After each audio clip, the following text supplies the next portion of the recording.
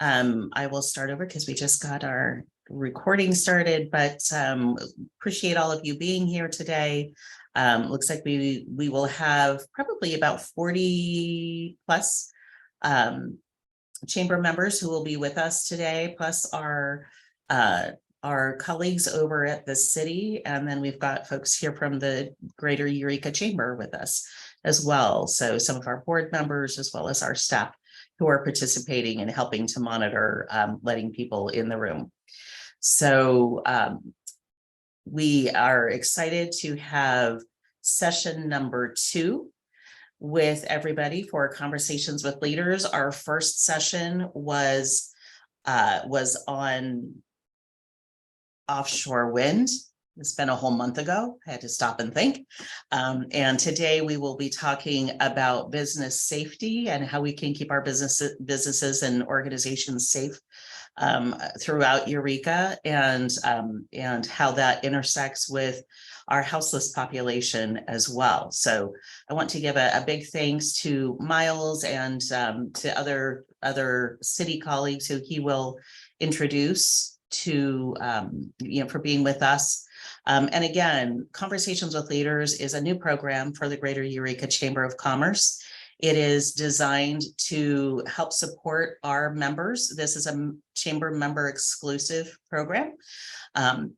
And we have designed it to bring information that our chambers are asking us about. So last time we talked about offshore wind, gave some really great information on that. And since I've been here, it's been about 7 months now.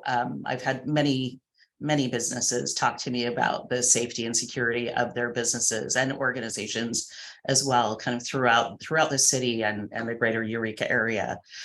So this is part of our response, is to make sure that we have information that you are asking for and that you need to run your businesses successfully. So with that, I am going to go ahead and I think I can do this. We're going to spotlight our colleagues in the city office because they are the primary folks who will be speaking. So hopefully it shows up just a little bit higher on your screen and you can see them a little bit better. So if you are speaking, make sure that you're leaning in so people can see you on screen. So Chief, I know you're about halfway cut off. So when you're speaking, we'll have you lean in a little bit more too. So with that, Miles, we'll go ahead and hand it over to you to lead this conversation. Thanks again for being here. Well, thank you, Nancy. We really appreciate it. We appreciate the opportunity to speak with you all. I will say before we begin, it'd be great that the information that you guys receive here, that you could help us disseminate that information. We've been trying to do that for a very long time, and the more avenues we have to reach people, the better.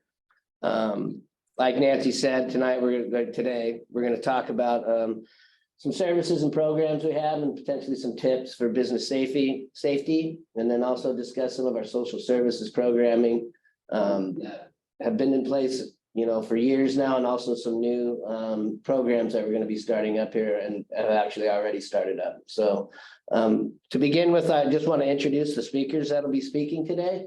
I'm Miles Slattery. I'm the city manager for the city of Eureka. We're going to have kind of our social services wing of the city of Eureka. And just as background, what we did for the social services, it used to be a part of our community services department.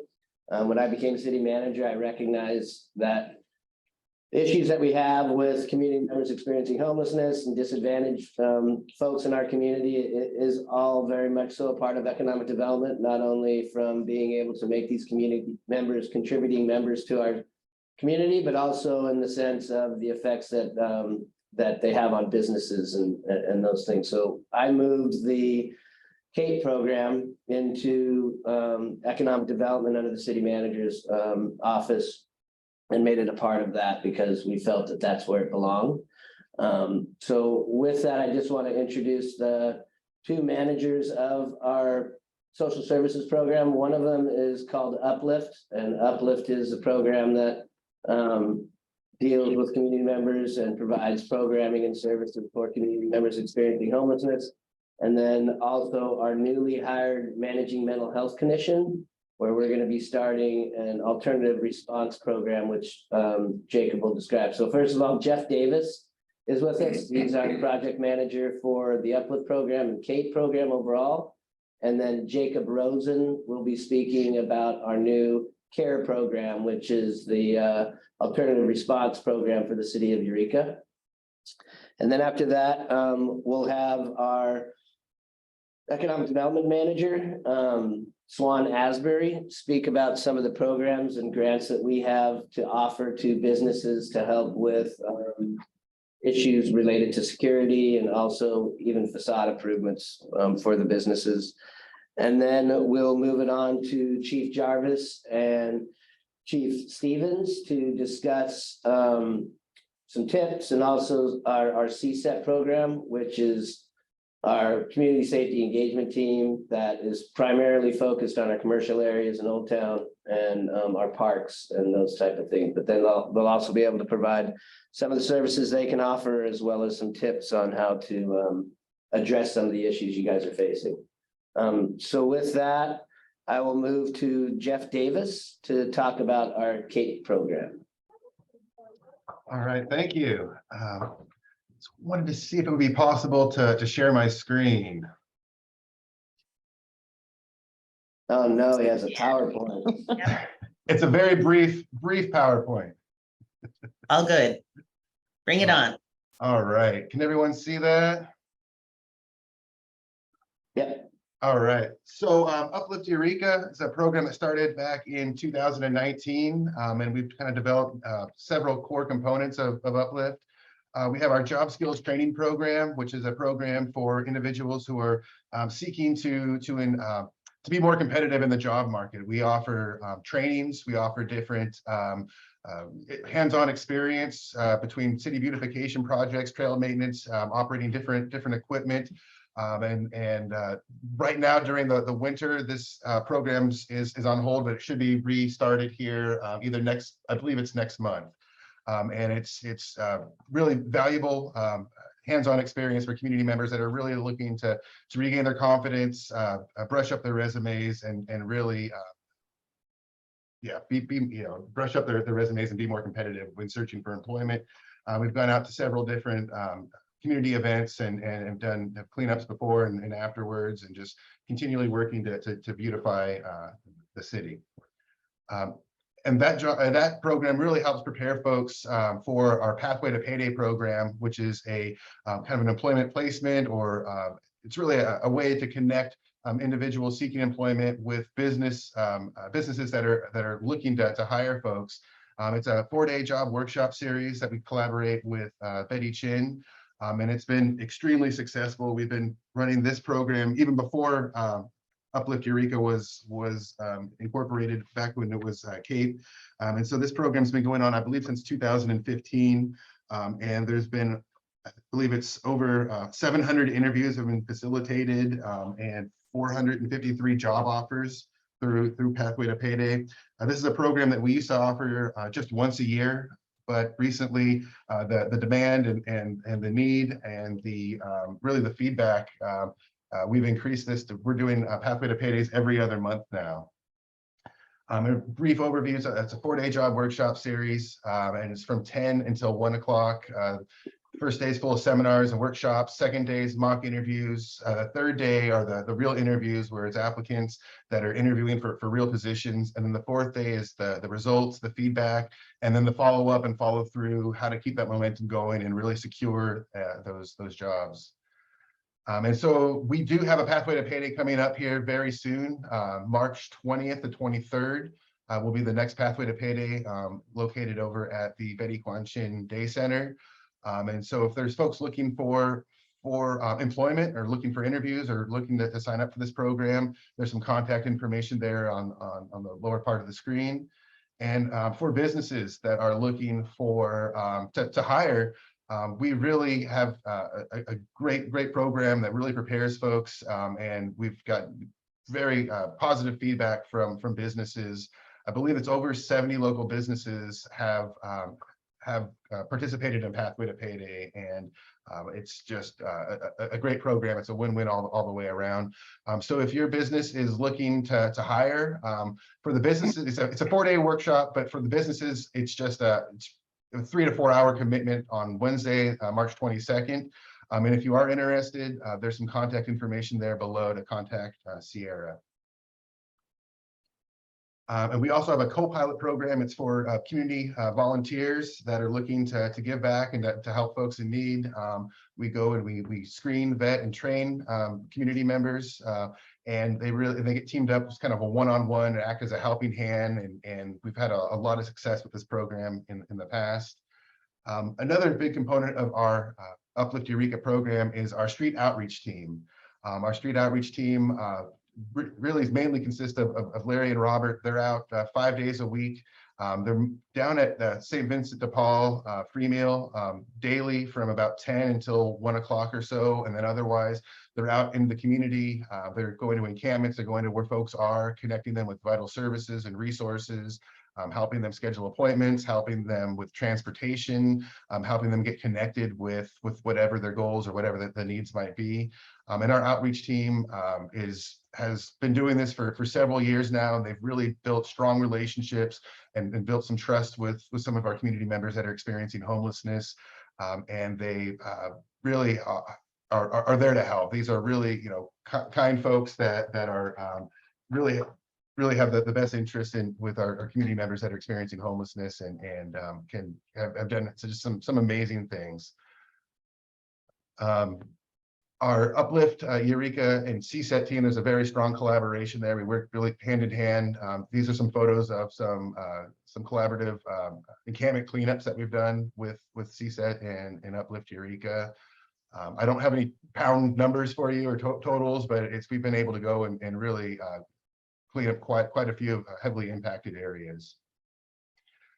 Some of our community, this is just a few of our community partners, but we work very closely with these organizations, and we really have built a really strong foundation of collaboration with these and several other community partners. As an example, we've done several food distribution assistance drives with the Food for People nonprofit here locally and with Betty Chin. And then finally, our housing assistance program is really has been a grant-funded program that has housed over 150 people since 2019. Not only does it house folks, but we follow the housing first principles. Once folks, there's removing barriers, getting folks into housing, and then providing them with supportive services to help folks stabilize and to maintain that housing going forward. We're fully invested in the long-term success of our clients. And we've had a lot of success. We've built some great relationships with local landlords, local property management companies, and we're really it's just a very amazing program. It's grant funded, and it's really helping house community members. I know there's a housing shortage right now, and it's very competitive to secure that housing, and to be able to go in and really help these folks become housed and help them obtain their goals, overcome barriers and challenges has been just a really rewarding thing. And this is something that our program is continuing to search for grant funding. We've really have had a minimal impact on the general fund and taxpayers, but this program has been successful in grant writing and has received over $3 million in grants that can provide the housing assistance, staffing, all sorts of different resources and services. In addition to all of these, we have a website, uplifteureka.com, that really goes in and talks a lot about the details of some of these programs. And there's kind of ways to contact us. There's links to, we have a couple applications or apps for your phones. One's like a resource finder. Another one is a shelter finder. So uplifteureka.com is a lot more information on the website. So I could talk about this program for the rest of the day, but I want to respect everyone's time, and I'm definitely here available to answer any questions. Oh, I'm sorry. So we'll just hold the questions till the end. I assume, Nancy, correct? Yes, Okay. that's correct. So, or you can put your questions in the chat. I see a few questions have come in, and the city does have somebody who's responding to chat, or several persons who are responding to chat. So, and as I put in there, if you have a question that you would like to ask, but you're not comfortable asking it yourself, you can private message that to me through chat, and I will ask it on your behalf. And so next, we have our new staff member. His name is Jacob Rosen. He's going to talk about the mental health component of our social services program, and he is our managing mental health clinician who got a haircut. Look at you. Let's go, Jacob. Thank you. Thank you. So figure I should clean up a little bit at some point. Hello, everyone. My name is Jacob Rosen, managing mental health clinician with the city of Eureka. Prior to working here, I worked for 6 years at the county with Semper Virens and various mental health programs. Really excited to be here and kicking off this program. So I figure for those who don't know, I think I've met a few of you previously at another meeting, but I wanted to just kind of give an overview and an update of where Crisis Alternative Response of Eureka is at. Currently, we soft launched our program on January 16th with the hiring of our first 2 mental health case managers, and are continuing to kind of work on getting funding for expansion. Our eventual goal is to have 4 case managers and 2 clinicians to be able to provide 7-day-a-week crisis coverage, and that'll be in collaboration with the Eureka Police Department. We will be routing things through their dispatch team, and they've been very welcoming and helping us sort that out. And so essentially they're regardless of what the situation is when you call, we're hoping to create a system where, if it's a medical event, dispatch can get medical. If it's something that needs law enforcement, then law enforcement's present. And if it's something that needs mental health, we can go out there. And with that, we'll have a clinician and then the case manager. And so we'll be able to provide that crisis intervention in a more comprehensive fashion in the moment out in the field. And then we'll be able to bring folks background for follow-up care. The kind of standard across the country is follow up within 1 to 5 days. And so we're aiming for that. And I'm pretty confident we'll be able to kind of continue making sure that folks are not re-entering crisis in following that model. Currently, we're kind of in a place where we're not totally opening the doors or the floodgates, so to speak. And so we're still kind of titrating how many calls we're taking, again, just because we only have the 2 case managers. But as most recently, in looking at our statistics, we've been carrying roughly 15 to 17 people a week for just case management. That's not including crisis contacts. And so, you add the crisis contacts on top of that, and we're doing quite a bit with just the few staff that we have. Hopefully soon, again, we'll be able to open up the doors all the way and be out in the field 7 days a week. Other stuff that we're doing is kind of proactive engagement. And so our team, when we're not responding to crises or doing that follow-up care, we're also out at Free Meal, collaborating a lot with Uplift's team, Larry and Robert, and collaborating with CSET and doing proactive engagement. Whether that's helping connect, folks who need medical care and are having difficulty accessing medical care to that treatment so that they can get infections treated or, preventative care. We've been doing that. We've been making sure that folks are getting coordinated into housing programs and really working with the Uplift team to update some of the list requirements of, monthly contacts to verify that folks are still needing that housing. And really, again, trying to integrate into the existing services that are already doing heroic work. Moving forward, we'll continue that, and we'll continue to kind of expand it with, other agency collaborations, whether that's working with St. Joe's Hospital, working further with the county, and, continuing to work with a lot of the other agencies in the area, such as the Mission and St. Vincent de Paul Free Meal and Arcata House and all that. One of our larger projects that we're working on is the Community Health Town Hall. That's something that we've been really collaborating heavily with Mayor Brigel on and Humboldt County Behavioral Health, and really putting together a forum and venue where we can have some of the more difficult discussions in a way that can be kind of safe and it can become a dialogue. There's a lot of I think I've been calling it passionate frustration out there where folks have identified that something's not working. They see that people are suffering. They see that something's has to change, And sometimes there isn't always a clear answer or solution. And so we're hoping to really dedicate this town hall series to being able to have some of these conversations and really kind of, be able to process some of that passion and frustration, but also then generate solutions too, and really come together as a community. And so our first one of those is actually going to be this Saturday, March 4th at 2 o'clock. The event will begin. The doors will open at 1:30. There will be food and water available. And we'll have 4 panel members who are going to give very brief presentations around kind of what they do, and then we're going to just jump into Q&A from the audience. And so, if you've had mental health questions on a broader scale or are curious or just want to come and join, and maybe you'll have some questions that after you see other folks talking, by all means, you're welcome to come, and we hope to see you there and participating. Really, again, I can't emphasize enough that a lot of these issues require a community to really come together and join forces and working on some of this, so that the folks who are less privileged in our community are able to get some of that support.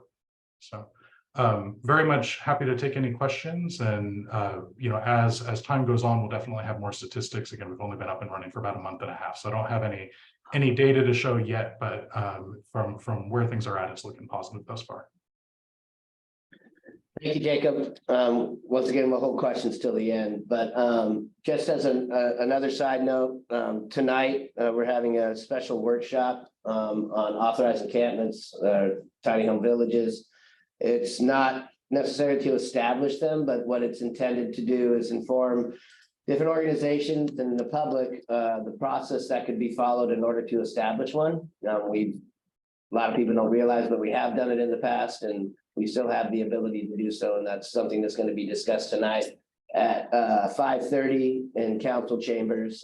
It'll be just like a regular council meeting, so it'll be hybrid, and anybody can attend either in person or through our regular link for the council meetings. Next, we have Swan, who's going to talk about our SEP-10 crime prevention through environmental design grant program, as well as our facade program, I believe. Yes. You want to switch? No, I want to be next to the speaker because I'm soft-spoken. But you're so loud. Very rowdy. Hi, everyone. So my name is Swan Asbury. I'm the Economic Development Manager for the City of Eureka. And today I'm going to share with you one of our programs that's specific to business safety. It's our facade SEP-10 program. You're probably wondering what SEP-10 is. It stands for Crime Prevention Through Environmental Design, and I'm going to talk more about that in a moment. But basically, this program reimburses businesses for improvements that they make to their exterior and to security. So the exterior beautification improvements fall under the facade part, and the security improvements fall under the SEP-10 part. I want to start by talking about the rebate levels. For the security part, we will reimburse each business 100% up to $2,500 for security improvements.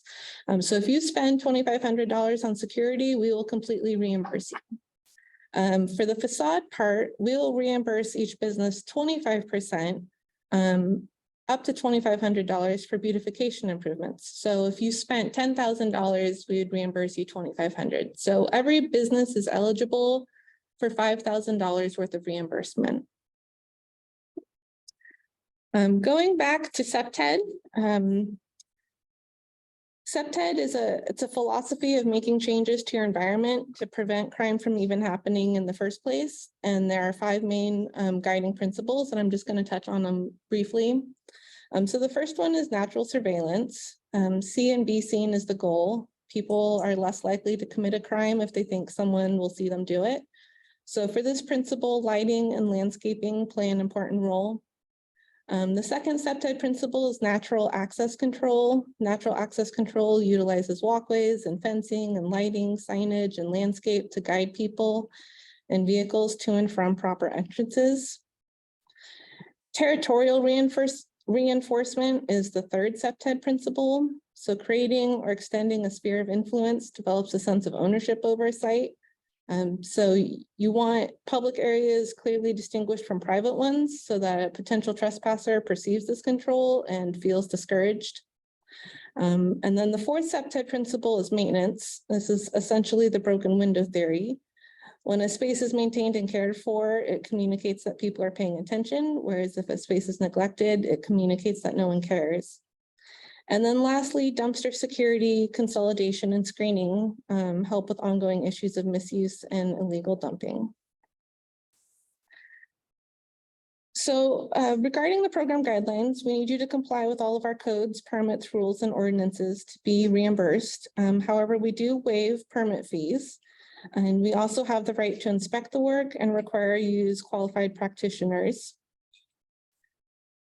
For facade improvements, we include exterior painting, decorative facade treatments, signage, canopies or awnings, landscaping and streetscaping, and other improvements that are approved by the city.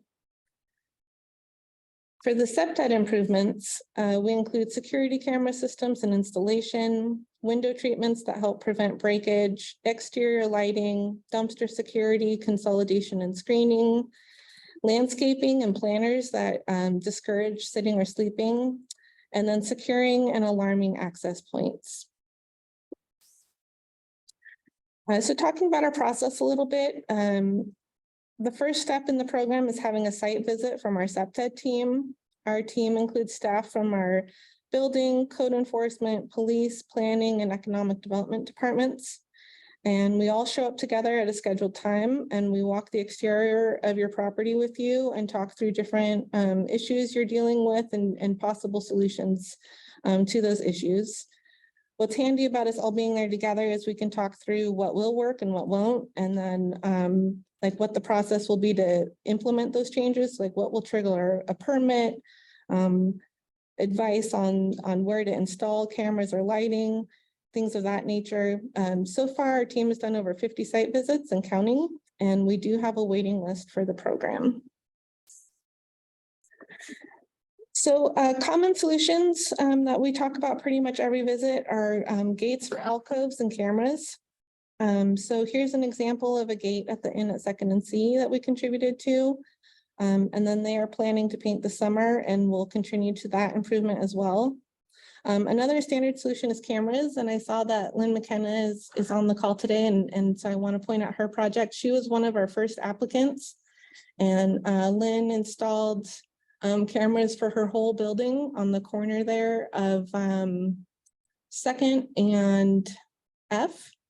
And you can see the cameras there in Opera Alley, and then we contributed $2,500 to that. So a theme we see with these improvements is property owners going above and beyond the minimum enhancements just to be reimbursed. So King Chiropractic is a great example. They had an issue, we came out, and now they have planned improvements that include painting, signage, lighting, landscaping, and cameras. So while the city is giving away money, the investments property owners are, we feel like this is a really worthwhile investment. Another example of a group going above and beyond is the Eureka Main Street Board. They've been talking about putting together an inspiration package to send out to their members, such as here are 3 lighting examples and sources that we think will work well in our district. And here are how to apply for the grant to overall improve the lighting in Old Town and downtown. I also want to point out that each business is eligible for these grants.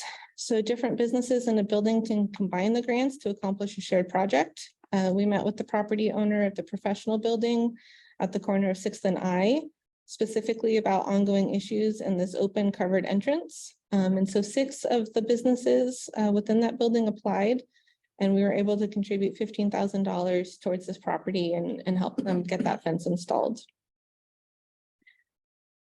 And then the following 2 examples are businesses that are really taking it to another level. The first example is the Shanty. During COVID, we had a Dine Out Eureka program where we helped restaurants operate outdoors by creating parklets and outdoor dining spaces using city parking lots.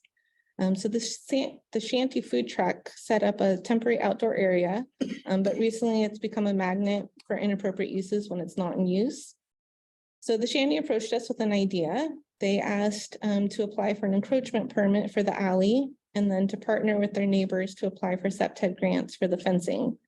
So they will fence the two sides of the alley and extend their business into the alley. They'll keep the gates open during their business hours and then close down the alley when they close, reopening it again in the morning. So their goal is to replace inappropriate activities with appropriate ones. The second example of a business utilizing SEPTED grants is Los Bagels. The area behind their Old Town location has a lot of ongoing issues with the dumpsters. So they have proposed to construct a dumpster enclosure that they will manage, and they are reaching out to all their neighbors with the goal of them applying for SEPTED grants to contribute to the enclosure. Their long-term goal is that after the dumpsters are cleaned up, they want to turn this area into an outdoor dining area with twinkle lights, which we're really excited about. We like twinkle lights. Also, I included this picture as a great example of a SEPTED solution. They had an alcove that had ongoing issues. And so they put a bathtub there and filled it with plants, and it's helped with the issues in that little spot. Lastly, I want to share an example of a secured dumpster area. We met with a few of the tenants of a building on the corner of 6th and F.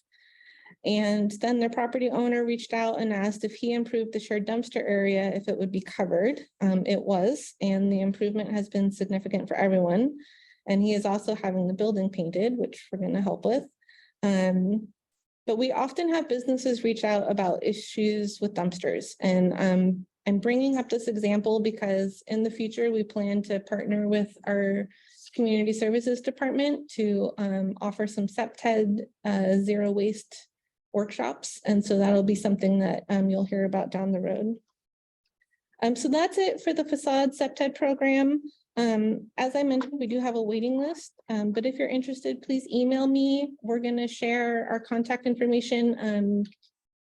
After this is over, Nancy, when she shares out the recording, I'm also going to share the program documents for this and my email. So please feel free to reach out to me. Before I turn things over to EPD, I just wanted to share one more quick resource for you. We recently developed a property owner beautification guide. It's on the city website, and this is a draft, but or I'd say it's a living document. We're going to keep improving this as we go, but it's pretty well fine-tuned. It's basically a one-stop list of all the resources we have available for you. So it's what city resources are available, what partner resources are available, and things of that nature. So that's it for me. I'm going to turn it over to Chief Jarvis and Assistant Chief Stevens and let them take it from here. And Swan, there are a couple of questions for you in chat, so you may want to go ahead and just respond to those in chat as well. Thanks. Thank you. I want to stop sharing. I think they want to share these. Okay. Can we share them at the end? Yeah. Like resources. You want to stop sharing for now then? Hi, good afternoon.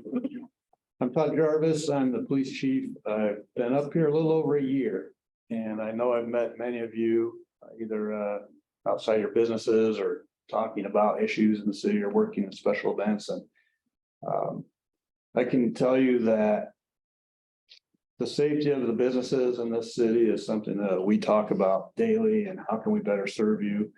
I know that we're not the only community experiencing the types of issues that we've been talking about today, but my experience is that the response from the city of Eureka is something that's been going above and beyond, and it's really setting the pace for other communities, especially in the NorCal region.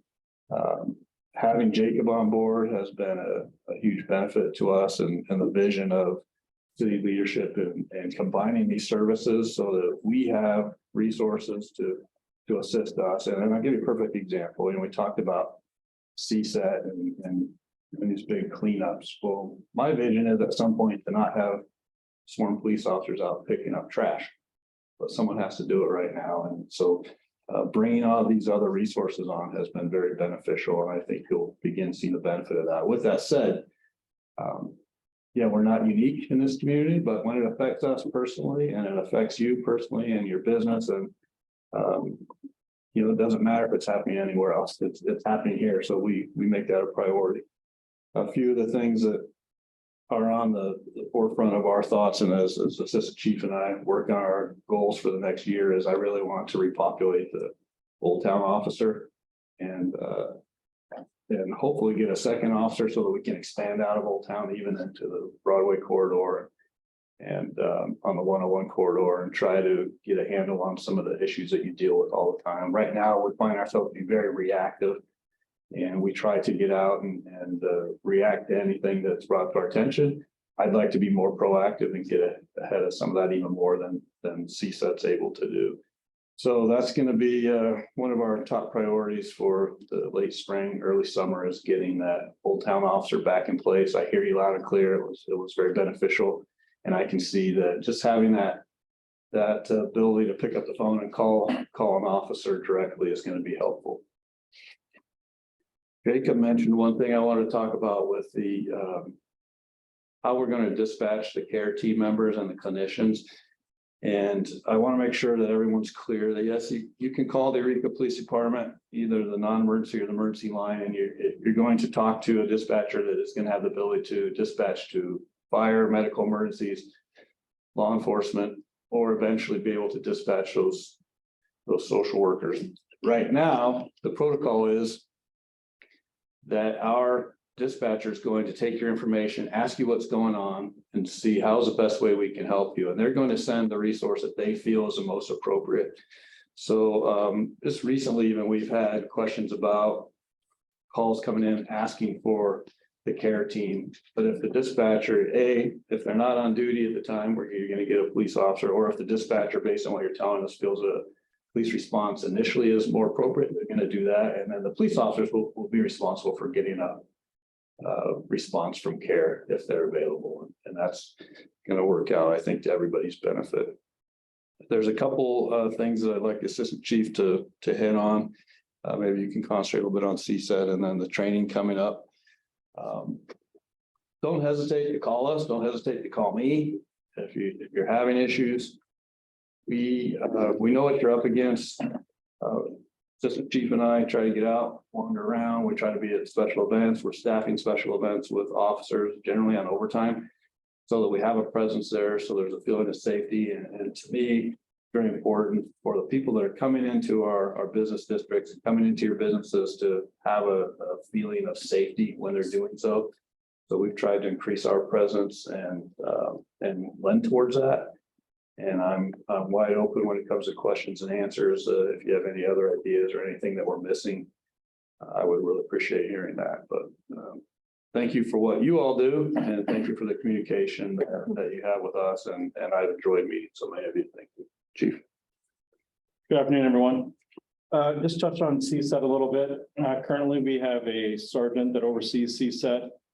We have our outreach officer, Officer Jamie Clark. Her primary duty is to stay as reactive as possible.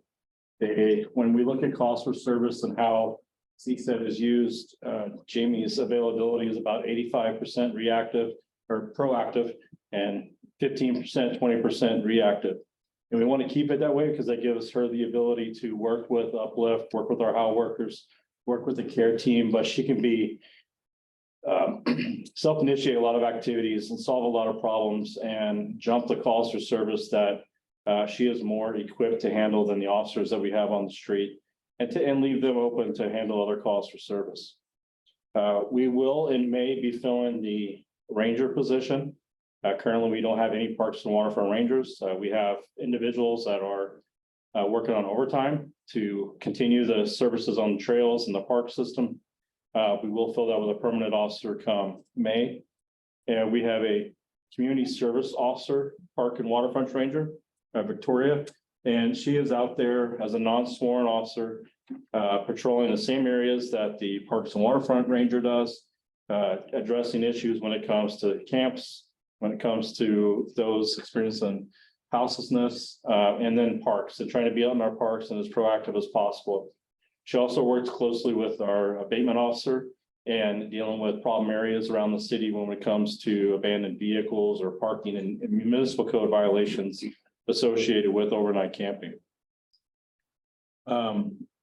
We have a second ranger position that we will hope to fill in the future, But like the chief said, our priority right now is to try to get positions back into the Old Town business districts because of the issues that are down there. And we see the benefits that they have, not only for the businesses, but for the department and the reduction of calls for service to our normal patrol staffing, which allows them to be more proactive in other areas of the city.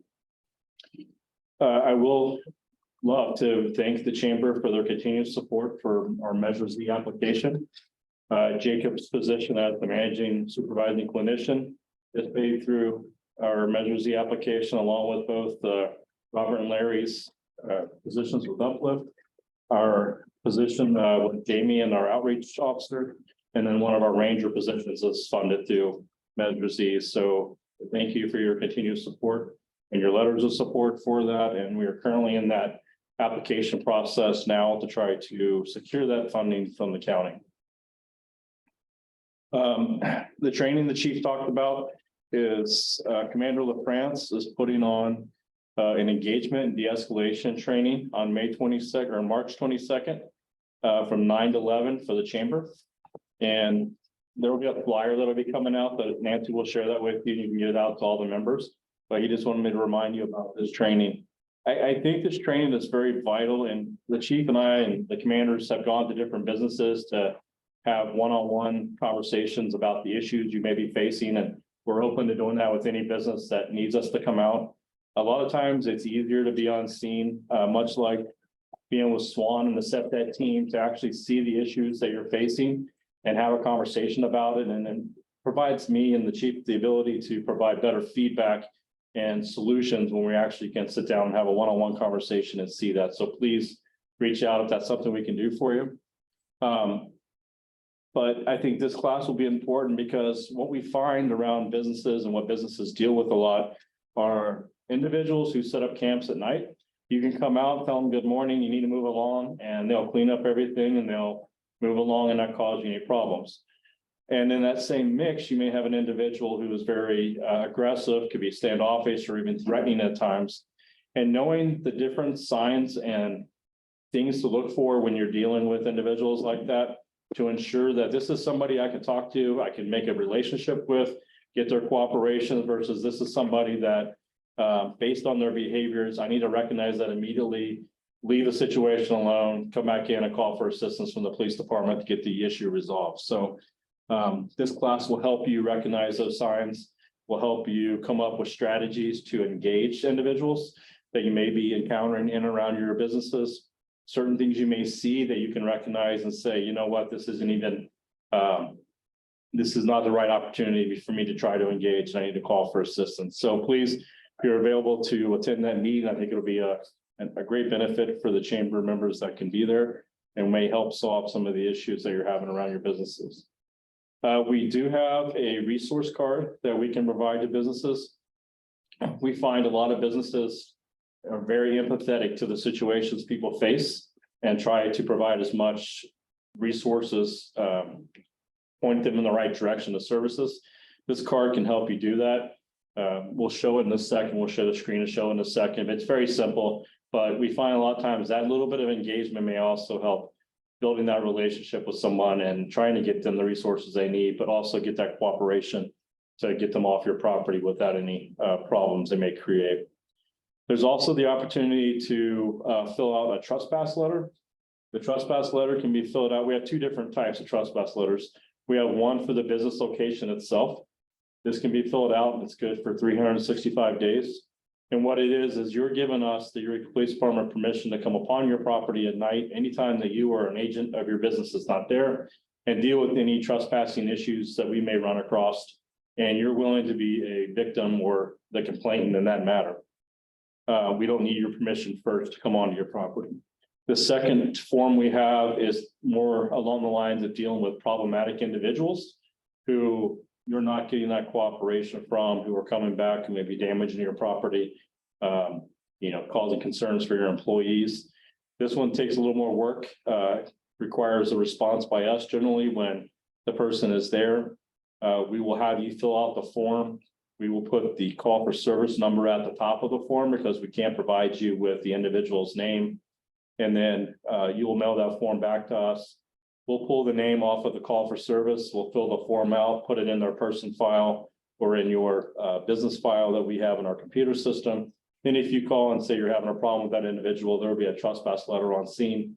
They've already been notified, and that opens up the opportunity and that we have to deal with them in a variety of ways at that point. From just enforcing the trespass letter to potentially an arrest if it came down to that. So those are some options. Shannon, or if you don't mind sharing the screen real quick, we'll show you the resource card first, and then what the trespass forms look like. And you can reach out to our department and we can provide these for you. So this is a resource card. It's like a little business card. It's two-sided, but it provides phone numbers, locations for services that we commonly use around the city and where people can seek additional resources for any type of service they may need. And if you want those, please just contact the department and we can deliver those out to your business. And then the trespass forms. Oh, sorry. I'll do those. Oh, it was next slide, sorry. Same thing, we can email those out to you. They're very simple to fill out. They contain all the necessary legal requirement as far as the verbiage goes. And we can help you fill those out and get them back to us, and we can put them into your premise files for the location of your businesses. So we're here to help with both of those documents. We're here to help with the resource cards and any issues you may have around your business.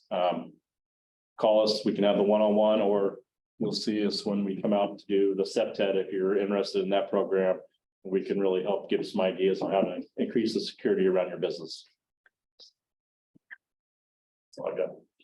All right, thank you, Chief Jarvis and Assistant Chief Stevens. There was one question up there that we didn't get to, and I didn't want to interrupt, but there are no gotchas when we do these SEPTED facade reviews. The only thing that could lead to another code enforcement issue would be if it was a safety issue. So if there was something that was causing safety concerns for the business or for the public or whatever, that would be the only thing that would raise to that level.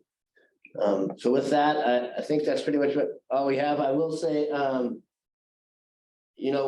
of the things that it's kind of counterintuitive to a lot of folks is that, we get a lot of people who don't want these services in their backyard, and they don't want, authorized encampments. They don't want affordable housing. They don't want transitional housing. They don't want permanent supportive housing. Unfortunately, we need to get to the point where we have at such a capacity where there is no need for that. And once we get to that capacity, it opens up a lot of other avenues for us to address the issue in other ways. But based on federal law, we can't do a lot of the things that we typically can until we get to that point. And so it's hard for people to understand that, but we really do need to make sure that we have enough capacity in our shelters, enough capacity in all of our programming and services to accommodate those community members experiencing homelessness, or we're not going to get any further. The ways that we're going about this and the really innovative ways that we're going to address this are being effective. I mean, we've been doing a lot of deterrence for a very long time in order to address these issues. And as everybody will agree to, it hasn't gotten any better. And I think these new innovative ways are going to be at least an avenue to try. And I think that there's, from the beginning, have been successful. So with that, we can open it up to questions. Great. So I would ask the city, let's go ahead and I just want to see if there's any questions that have not yet been answered from the chat. There is one about the barges. There's only one barge that's being considered. It's very preliminary. The only purpose for that barge would be to house Cal Poly students on a temporary basis. And they wouldn't be used for anything other than housing students. I mean, it's a short time frame to get done, but there's a lot of legwork that needs to be done in between then. We need to come up with an MOU and talk about public safety services. We need to talk about leases. There's a lot that goes into that, but we're trying to get the okay from the state lands commission on whether or not we can put housing on the bay. Great. I wanted to make sure that this particular question was fully answered. Is the city going to be working with North Coast Care Connect, which is the local accountable communities for health initiative, to participate in the community information exchanges so they can work with partner organizations on case management for individual participants? And Jacob, was your response that you provided, was that in response to that long question? Which response? I think I responded to a couple. About the community health town hall. Oh, no, that was, I think someone had asked, and I just put that generally in the chat. Okay, great. We've looked into the exchange, and it's certainly not something that we've ruled out. Currently, we do have our own electronic health record for crisis alternative response. Because Because a lot of people on this call won't know really what you're talking about. So can you give us a little bit of background on that? I can. So the information exchanges in California, there's a statewide push to really create a better way for different healthcare agencies or social service agencies to really be able to share and coordinate information with other kind of partner agencies around mutual clients.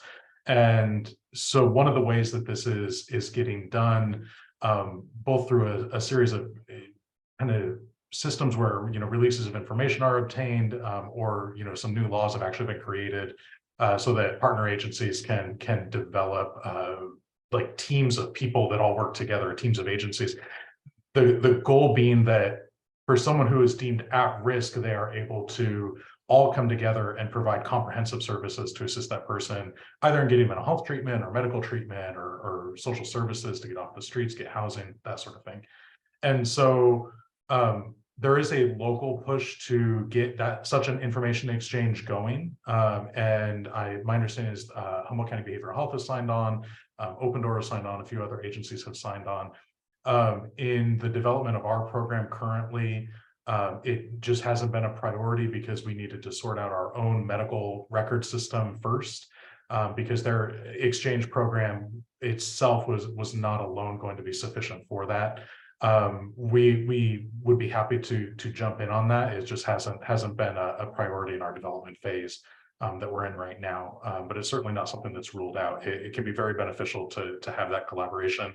That said, it doesn't mean we're not collaborating. Uplift and CARE, as well as CSEP within Eureka Police Department, regularly engage in multidisciplinary team meetings with behavioral health and adult protective services and child welfare services, and we collaborate kind of the old-fashioned way through this set of laws that allows us to have those interagency meetings. It's just not the high-tech version with the online exchange that anyone can access. Gotcha. Thanks, Jacob. Another question that came up, and I'm not sure if it was responded to: do you have to be a property owner to participate in the program? And I'm thinking that's SEPTED. So I can answer that. Yeah, the property owner does have to sign the application form. Any changes that are being made, we want the property owner to be involved in. But we're happy to meet with the property owners. I've often talked with property owners that were a little hesitant about it, and tried to quiet their concerns. The whole point of us coming is just to help. This is only to be helpful. We're not coming to make things worse. We're not coming to make things harder. So we want to help businesses and we want to help the property owners, and we can go case by case and do what we can to make that happen. So if you are, in this case, thinking big brothers, big sisters, if you are renting space in a building, I guess two questions. So Florence, hopefully this is helpful for you too. So as a renter, you would go to your property owner and ask them to contact you, or what would you do? So I would invite the property owner to come to the SEPTED meeting, or to have the SEPTED meeting and then share with the property owner some of our solutions that we proposed. Or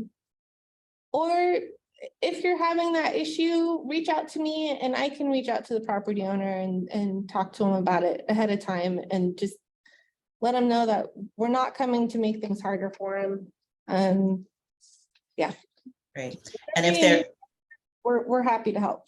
And if there are multiple renters in that space, strengthen numbers, probably. Like to get the other renters to approach the property owner. I think it's helpful if a couple of tenants are having the same problems to work together on solutions, and to do the SEPTED training or site visit together. I think that's really helpful. But really, we will accommodate you and get there however is easiest for you. So if it's business by business, we can do that. Or if it's all together, we can also do that. Great, thanks. And if I could answer the question about the de-escalation training. So once we have the flyer for that, we will share that with the chamber, and we'll also be sharing that with Eureka Main Street, and we'll help promote that on our social media and get the word out. It's still, the flyer is being developed. So. Great. And one of the things for our chamber members to know, we do actually have a section in our monthly newsletter that is exclusively for city news. So we work with the folks with Swan and Pam and Miles and our and with Chief and others to share news that the city wants to get out to business owners and nonprofits. So, there is that opportunity. You can also always look, make sure you're checking that part of the chamber monthly newsletter as well.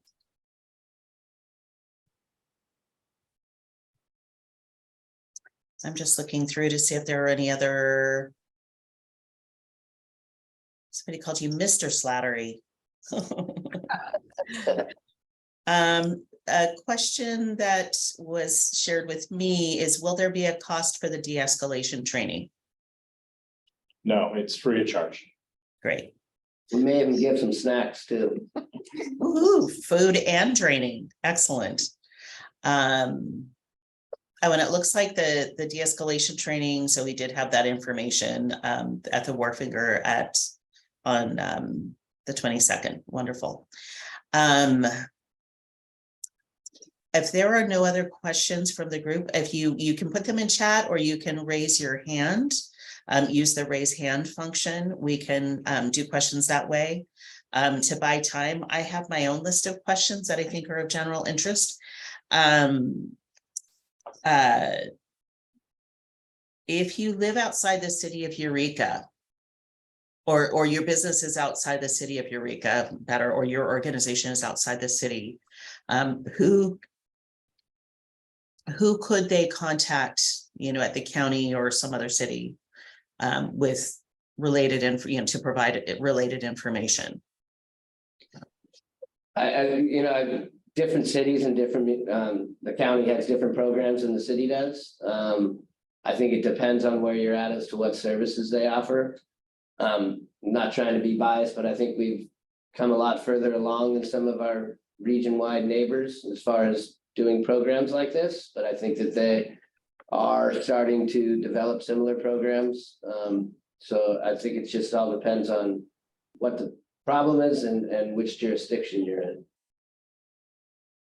So I guess Swan or Miles or Chief, whoever, if you could, when you share information with me to share out to this group, could you give me maybe some ideas, at least for county and we'll say Arcata and McKinleyville, of who people can contact with questions like this, like what you've responded to? That would be helpful. So let me see. The session this evening, can you give just a little bit more of a snapshot of what that will include?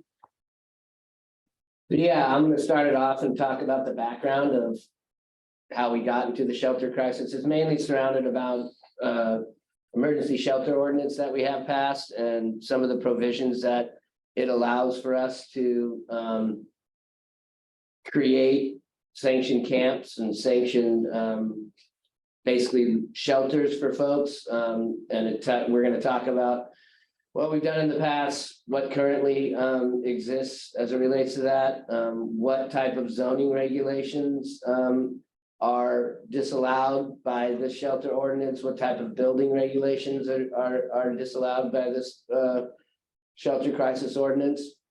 And I think that's going to be pretty brief, and then the majority of it's going to be asking and answering questions from the general public and from council. It'll be a regular council meeting. We'll have myself there, Melissa Smith from our planning department. We'll have Brendan Riley, our chief building official, and then we'll have Michael Richardson from the county to talk about their shelter crisis ordinance and their state parking program. The idea is to provide the guidelines for what it takes in order to establish a camp, and some of the lessons learned from previous iterations of camps that we've had in the past, and talking about lessons learned and some of the successes that we've had. Great, thank you. Just as a reminder to folks who may not want to ask a question directly, but you have a burning question, if you want to private message that to me, you can do that. Some of the questions I've been asking have been private message to me. Let's see. Other questions? I just want to double check. I've got a couple more. And we are doing super well on time. We were going to give folks time back in the day. This was scheduled to 2:30 and it's only 2:04. So I guess this would be for chief or assistant chief. What, and maybe it's for Swan, I don't know, but maybe the three most important things, from this conversation, in addition to this conversation, the three most important things that businesses can do to increase the security for their buildings, for their employees. We'll take that from a SEPTED viewpoint. Yeah, I think one of the most important things is being engaged. So being aware of what's going on, be engaged with your employees so that you see the total picture of everything that your business is facing, and then knowing the resources and asking for the assistance for those resources. Yeah, I agree. And just feel free to reach out to us. It's our job to serve you. That's specifically what my job is to serve Eureka businesses. So I was going to say number 3 was Swan's phone number. yeah. I'm good glue, so I can help connect you with the right people to solve what issues you're dealing with. So the rest of our team is on here, Sarah West and Amanda Krushke. The three of us, we're economic development. This is our job, is to serve our business community. So please feel free to reach out to us. And I'd like to just say, that's been a big, it's been very supported by our elected officials to expand economic development. Just over the past 3 years, we've gone from a part-time employee that oversaw it with some oversight, and now we have a manager, 2 full-time employees, all of the uplift tip program. So there is a big emphasis for this, and we want to make sure that you guys are aware of the services that we can help you with. And if you want to know what our plan is, it's not just that we have more staff. We do have an economic development strategic plan. You can find it on the city website, and it really outlines what staff's going to be working on for the next few years regarding economic development in Eureka. So please go and check out the website. Our Economic Development Commission. Felicia Costa is on here. She's one of our commissioners. We meet regularly. We talk about our plan. We also have a new website, eurekaisready.com. That's for businesses that are considering moving to Eureka or starting a business in Eureka. So just feel free to reach out to us. Right. I'm just going to keep asking questions because I get asked questions all the time. I have been told, or I have somebody who's a business owner. They own actually multiple businesses, and they have said that a lot of the homeless population is shipped to Eureka. Can you address that question, that they are brought in intentionally to Eureka? So that's nothing new. I've been here for 17 years, and there have been instances of us catching not only social workers, but even other public safety agencies sending folks here. I don't think it's a regular practice, but it has happened in the past. I was surprised when I went to college up here to find out that there was such, this was 30 years ago, to find that there was such a large contingency of community members experiencing homelessness up here just based on the climate. I come from San Diego. But the climate here is desirable. It's very, I can't speak for it now because it's so damn cold, but it's typically very temperate here. And, you know, you would think that the rain was a big deterrent, and even back then, we had a pretty good contingency of people experiencing homelessness. So yes, it's happened, but it's not a routine. And when it does happen, we address it. We definitely contact those agencies when we hear of this, and we address it. And why would they send them to Eureka rather than someplace else? Because in addition to the climate. I couldn't tell you. It's probably because of proximity. I mean, if you're talking about the Bay Area, Redding, those type of things, I guess it's the next town up from those areas there. I don't really have an answer as to why they would do that. Sometimes it's under the guise of having family members here, which we find not being the case. But I can't really answer that. I might jump in. I can promise you this, we don't do it. I might jump in and just say locally too, Eureka is the hub of services in the area. And so when you're looking at, the surrounding areas within Humboldt, whether someone's brought to jail and then is released, or whether someone's brought to the hospital and then is released, or is sent to Semper Virens and then released, or is coming to the access social services and then is abstained, Eureka does take on a disproportionate, I think, burden in that, because the hub of services is here. And so that is certainly an effect. That's something that we're very aware of when we're developing our programs, and that CSET is aware of. And we do our best to coordinate with our agency partners to help folks find their way back to where they have been staying. When that happens, sometimes it's not successful, but it's certainly something that we're aware of and that we work on just with our local partners from around the county. Thanks. So last call for questions for the 25 or 30 folks that are still on the call with us. It's not bad. And for those who are participants who think of a question that you wish you would have asked, feel free to send that to me and I'll get it to the city, or we will be getting you information. You can just go to our colleagues at the city directly. So if you have any questions, glad to help you out with that. But feel free to go to the city. I want to thank Miles and everybody on this call for your participation, for your commitment to serving our city, and for your partnership with the chamber. For those who are chamber members, I reached out to, well, this is actually something we've been talking about for a while, but I reached out to Miles about maybe a month or so ago, and he said, yeah, let's do it. So you can see the level of folks who are involved and spending their time answering these questions for you all. They are serious about making sure that you have the information you need to ensure your business safety, your organizations are safe, and that we are also dealing compassionately with our unhoused population. So any last comments from the city before we wrap up? I just appreciate it. Anybody can always call me. I answer my phone 24/7. My number is 707-599-2053. So, and I think everybody here, I really appreciate the team that we have. The stuff that we've done, I think is making headway, and I think we just need to continue doing it. And I hope you guys are patient, but we're here to help you. Great. One last question. Is Saturday, the session on Saturday, will it be recorded and made available? Yes. Yes, All multiple unison, avenues. Right. So- And if you want to share that recording link with me, I can make sure our folks get it as well.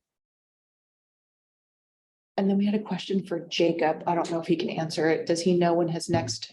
Yeah, I was actually in the process of typing that out, but I can just say it. So we haven't actually set a date for the second town hall yet.